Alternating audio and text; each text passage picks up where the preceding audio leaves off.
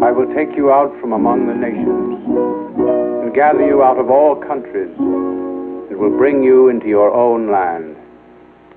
Then shall I sprinkle water upon you, and you shall be clean. A new heart also will I give you, and a new spirit will I put within you.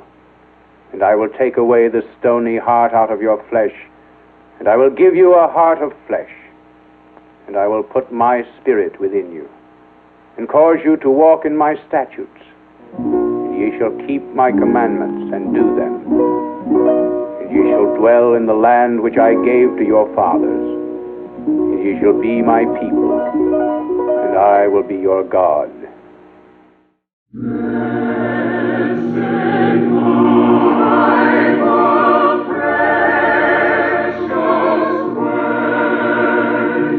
Hello, friends.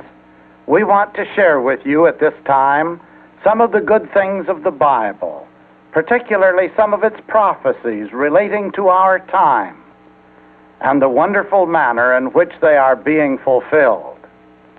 With me to join in this presentation is Mr. Edward Fay, Bible scholar and international lecturer, and Mr. Norman Woodworth, associate editor of the Dawn magazine. And Mr. Russell Pollock, our moderator. Thank you. Later, we will have the prophet Daniel and the prophet Ezekiel tell us some of the prophecies which the Lord gave to them to record. Mr. Woodworth, would you like to give us some of the background of these prophets? This, I think, may help us to understand their message a little better.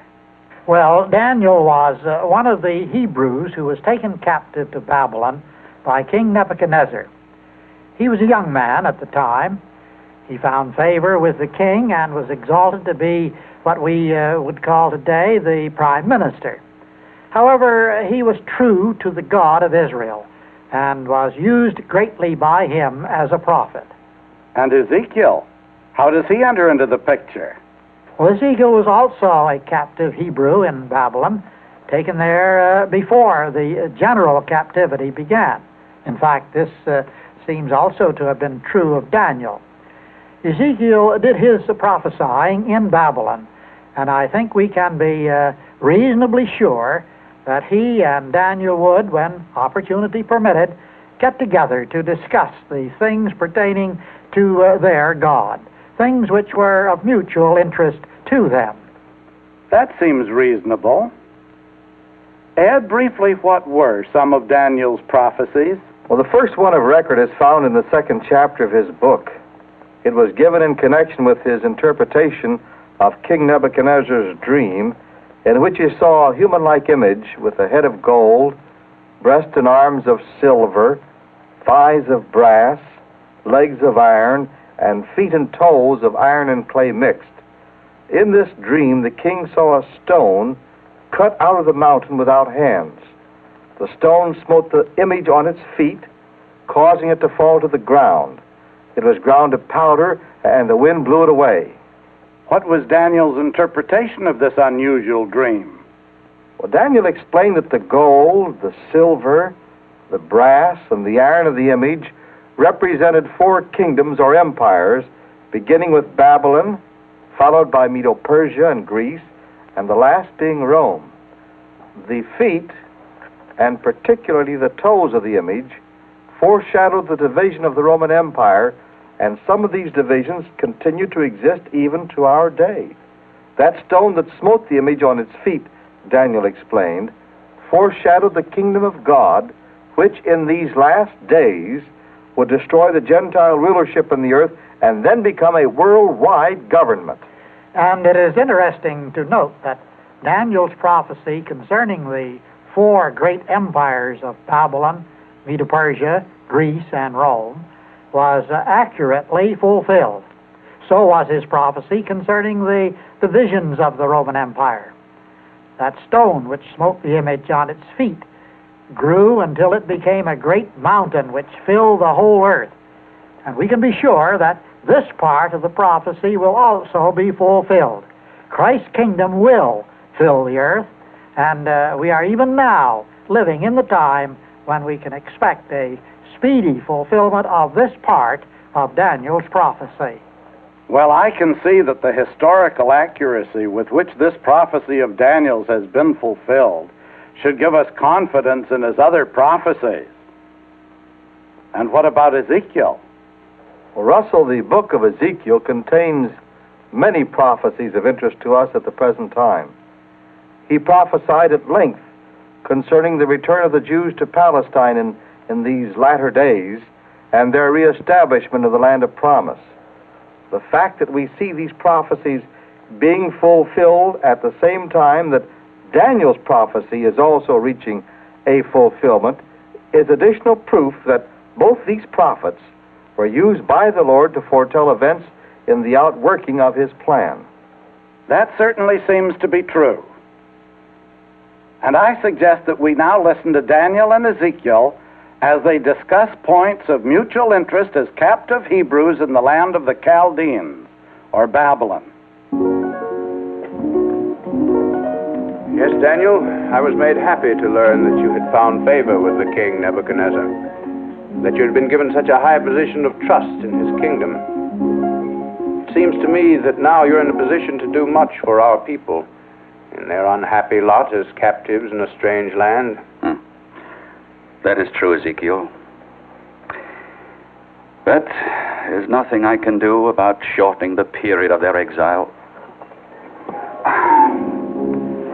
As a servant of God and a prophet, you well know that once God makes a decree, it must stand. And through the prophet Jeremiah, as you doubtless know, the Lord made it clear that this punishment upon his people for their sins was to last for 70 years. I know. It is indeed a sore punishment. Sometimes I sit down with a group of my Hebrew friends and we weep together. We remember Zion and Jerusalem. However, the Lord still owns us as his people. And in the prophecies he has given to me to record, I can see that great things lie ahead for our nation. Oh, I have no doubt about that, Ezekiel. In the prophecy which the Lord gave to me, in connection with Nebuchadnezzar's dream, there is the assurance that he is indeed to establish a worldwide government in the hands of the promised Messiah, even as Isaiah foretold. However, Ezekiel, to me there seems to be much that is vague about these prophecies and difficult to understand. Have you found that to be true? Yes, I have, Daniel. In one of the prophecies the Lord gave to me, for example, there is the assurance that our people will be gathered back to their own land, from all the lands whither the Lord had driven them. I'm not sure, but it seems to me this implies that although we will be released from our captivity here in Babylon, there's to be another uprooting from our land, the scattering of our people among all the nations of the earth. Doesn't it seem that way to you, Daniel? That could very well be. But Ezekiel, I'm interested. Tell me more about that. Well, the word of the Lord came unto me, saying that he would scatter our people among the Gentiles, that they would be dispersed among the nations. The Lord said that he would do this because of the sins of our people. I'll tell you, Daniel, the outlook for our people is not good. Except, as you have said, the Lord also directed you to prophesy that he would gather us from all the nations whither he had scattered us, and would again plant us in our own land. Yes, of course. And how very clear the Lord has made that fact. He had me write, I will take you from among the nations and gather you out of all countries, and will bring you into your own land. Then shall I sprinkle water upon you, and you shall be clean. A new heart also will I give you, and a new spirit will I put within you. And I will take away the stony heart out of your flesh, and I will give you a heart of flesh. And I will put my spirit within you, and cause you to walk in my statutes. And ye shall keep my commandments and do them. And ye shall dwell in the land which I gave to your fathers. And ye shall be my people, and I will be your God. That indeed is a most gracious reassurance of Jehovah's everlasting love for his people. I recall now that Jeremiah recorded a similar prophecy given to him by the Lord. He wrote, Behold, the days come, saith the Lord, that it shall no more be said, The Lord liveth, that brought up the children of Israel out of the land of Egypt. But the Lord liveth, that brought up the children of Israel from the land of the north, and from all the lands whither he hath driven them. And I will bring them again into their land, that I gave unto their fathers. And I believe Jeremiah also prophesied that the Lord would send hunters and fishers among our people to make sure that they did return to the land of promise. Yes, he did. And that part of his prophecy I find difficult to understand. Well, from what Daniel just said, it seems that the prophets of old did not clearly understand all the things about which they wrote. Mr. Woodworth, did you get that impression as you listened? I did, and besides, Russell, in the New Testament, we are informed that they did not understand much of what they wrote. Generally speaking, it is the fulfillment of the Bible's prophecies which enable the student to have a clearer understanding of them. There's no doubt that we are now living in the time when the prophecies pertaining to Israel's return to the Promised Land are in course of fulfillment. I know that many students of prophecy take that view, and certainly what we have witnessed in connection with developments in Palestine in our day seems to bear that out. If this is true, then it seems to me that we should be able to see something in the experiences of the Jewish people referred to in Jeremiah's prophecy as fishers and hunters, which the Lord would send among his people. Daniel couldn't understand this part of the prophecy. Can we today? Ed, do you have a comment for us on this point? Well, as we know, it was the First World War that led to the opening up of Palestine to the Jews. But long before that, the Zionist movement, founded by Theodor Herzl, began calling attention to the Jews, the fact that they should take an interest in Palestine and settle there if possible. This effort has continued since. We might possibly think of this as one of the fishing methods which the Lord used to induce his people to return to the Promised Land. But not many paid serious attention to these inducements, or shall we say, the bait, thus held out to them. Then there came the bitter persecutions of the Jews during the Hitler regime. Millions of them were murdered. But as a result of this, the European Jews generally, who were still alive, felt that the only thing was to go to Palestine and take part in the rebuilding of that land. I think we might look upon this as part of the fulfillment of the prophecies concerning the hunters, which would, as it were, drive the Israelites back to their promised land. That is very interesting to me. Mr. Woodworth, do you also feel that the prophecies of the Old Testament pertaining to the return of the Jewish people to their promised land are now being fulfilled? I don't think there can be any doubt about this.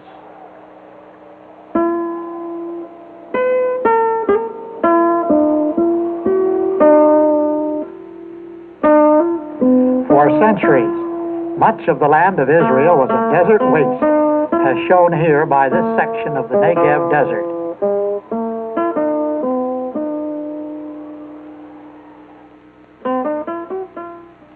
Now a new day is dawning in Israel. Its cities and towns are bustling communities of activity. Construction of homes and other buildings is carried on through the use of modern equipment.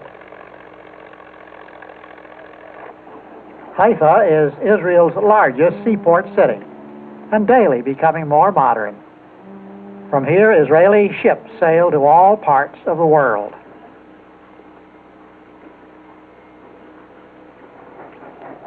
Much manufacturing is also now being done in Israel.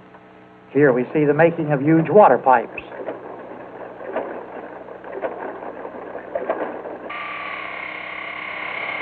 There's also much mechanized farming in Israel. And also farming without the benefit of machines. as these Israelis from all parts of the world work together for the development of the land.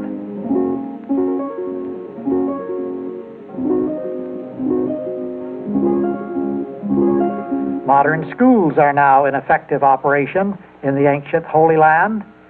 In these schools, youth from all nations are being educated in preparation for their future role in the nation's affairs. The ancient custom of bringing the first fruits of harvest as an offering to the Lord is now in vogue in modern Israel, and apparently resulting in much joy.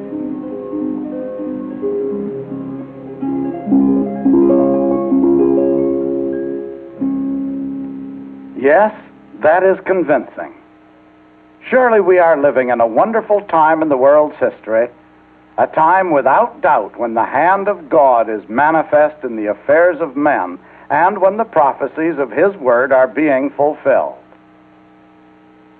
And now I think it might be well to get back to Daniel and Ezekiel as they discuss further the prophecies which the Lord gave through them. Yes, Ezekiel. The ways of Jehovah are often shrouded in mystery.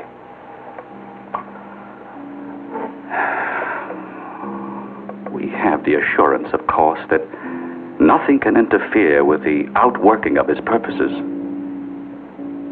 However, just take, for example, one of Jeremiah's prophecies. Now, through him, the Lord said, I will bring again the captivity of my people Israel, and I will cause them to return to the land that I gave to their fathers, and they shall possess it. That prophecy, it seems to me, is simply reaffirming those which the Lord gave to me. True enough. But to this prophecy the Lord added, we have heard a voice of trembling, of fear, and not of peace. Now, one would think that at the time our people were being restored to their land, there would be much joy and that peace would be assured to them. But just the opposite to this is what Jeremiah seems to have foretold. I see what you mean. Now, I'll admit it is hard to understand. But you know, the Lord gave me a prophecy that could imply the same thing. In one of my prophecies, the thought is given that after our people are restored to the land, and dwelling there prosperously, aggressor hordes would come against them from the north and from other places.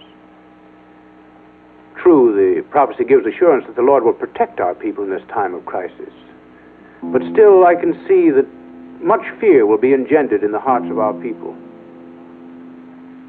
I constantly marvel at prophecy. Would you say, Ed, that there is anything in Israel's situation today that might throw some light on Ezekiel's prophecy concerning the troublous times for Israel in connection with the reestablishment of this people in their land of promise? Well, I think so. As a matter of fact, the Israelites have had no real peace and security during the entire period since they have been returning to their land and reclaiming it for a nation. There has been one crisis after another. And we know that now they're surrounded by enemies whose determination is to destroy them as a people and a nation and drive them out of their land. That is true. Mr. Woodworth, Ezekiel told Daniel that in one of his prophecies, mention is made of aggressor hordes that would come against this reestablished people from the north. Would you care to comment on that point? Well, as I said before, the details of prophecy can seldom be understood until they are fulfilled. As of now, however, students of prophecy feel that the north referred to could be the communist countries north of Israel, and that someday an attack will be spearheaded by these in an attempt to take over the ancient land of Palestine.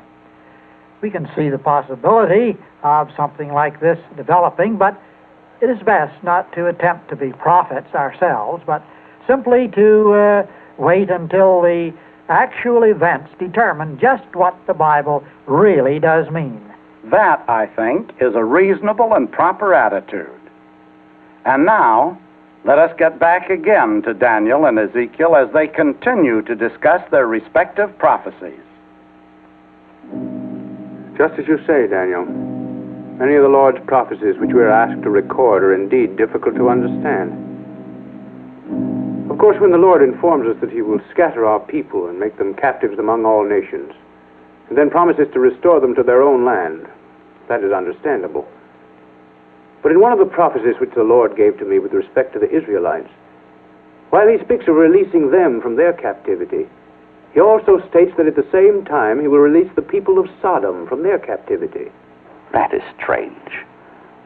Why, Ezekiel, the Sodomites were all destroyed hundreds of years ago, in the days of our father Abraham. How could they be released from captivity? That's the point. I thought you might have a suggestion as to what the Lord means by releasing the Sodomites from their captivity. Well, I do remember that in the prophecy of Jeremiah, similar language is used with respect to other heathen nations which are either already destroyed or their destruction is foretold. It seems that the Lord considers all these to be in captivity of some sort. Daniel, I have an idea. Do you suppose God looks upon these as being in captivity to death? What then would their release from captivity mean? Only one thing, Daniel, which is release from death. Obviously, it is God's purpose to restore all these people to life when God's due time comes. And that, of course, includes our own people. Ezekiel, without doubt, you have arrived at the proper conclusion. We should have thought of that before. For after all, Jehovah has given us assurance that he will restore the dead to life. Our great leader and lawgiver, Moses, taught us that. I remember one of his beautiful prayers, which he recorded. Addressing our God, Moses said, "Thou turnest man to destruction, but sayest, Return ye, children of men." Yes. And the prophet Job said that he expected the Lord would call him forth from death. Truly the ways of God are wonderful and far-reaching. It's not good to think that our people, after returning to our land from this present captivity in Babylon, will again be driven out of their land and scattered among all nations. But we do have the assurance that they will be gathered from this worldwide captivity and restored to the land, never again to be disturbed. Ah, yes. And even more important than that, Ezekiel, we now know that our people, and the Gentiles as well, will be released from their captivity and death. I remember that in Isaiah's prophecy, he speaks of Jacob returning to be among his people again, that his face will not become pale with old age. And I am sure that must be the time when, as the prophet Jeremiah wrote, and as mentioned in one of my prophecies, the Lord will give our people a heart of flesh, and will put his spirit within them. Jeremiah wrote that the Lord will make a new covenant with our people, that they shall all know him from the least even unto the greatest. Ezekiel, there's little likelihood that either of us will live long enough to return to Jerusalem from our captivity here at Babylon. But we can both look forward to the time when we will be awakened from our captivity and sleep of death. Ah, it will be wonderful to see Abraham, Isaac, and Jacob, and all of our people in that happy day of the Lord. Well, Daniel and Ezekiel did reach some startling conclusions as they pondered the meaning of the prophecies.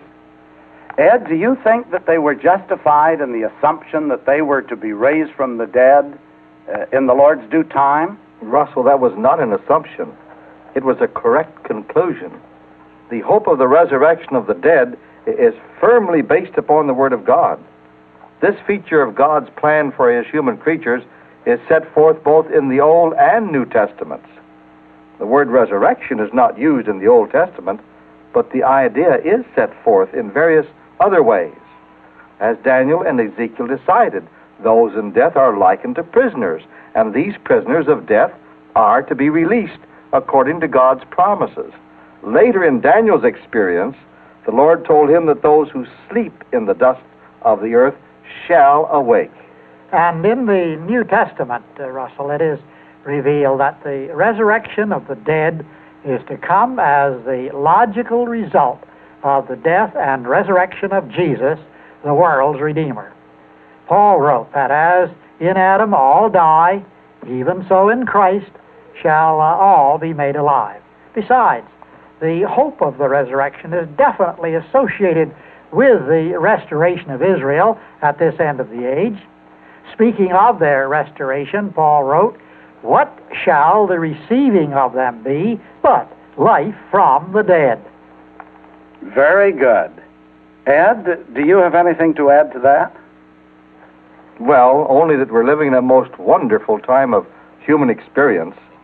From the standpoint of human wisdom, there is much uncertainty and fear in the world. But the Bible assures us that a new day is about to dawn, the Lord's day, when through the agencies of the kingdom of Christ and in fulfillment of the promises of God, all the families of the earth are to be blessed with peace and the opportunity to enjoy health and everlasting life. What more could we ask? Certainly it does seem that the Lord has the situation well in hand. And friends, this fact is brought out clearly in the public service book entitled The Future of Israel and the World. May I ask, do you know that through the prophets of Israel we have recorded the origin, progress, and final destiny of the entire human race? An intelligent witness to the gradual outworking of a wonderful purpose in human affairs. Many of these prophecies are presented in the little book, The Future of Israel and the World. While there is much trouble ahead for both Israel and the world, the Bible assures us that neither Israel nor the world will be destroyed in a nuclear war. Instead of this, Israel's dead, as well as the dead of all mankind, will be restored to life in Messiah's kingdom now near. Study these facts for yourself as they are presented in the little book, The Future of Israel and the World. To view the booklet online, visit www.dawnbible.com, or to receive a hard copy of the booklet by mail, send us your name and postal mailing address and ask for the booklet by name. The title of the booklet for this program is The Future of Israel and the World. Send an email to dawnbible@aol.com or call us at 1-800-234-DAWN or write to The Bible Answers, 199 Railroad Avenue, East Rutherford, New Jersey, 07073. The booklet will be mailed to you free and without obligation. And now, goodbye, and may God bless you.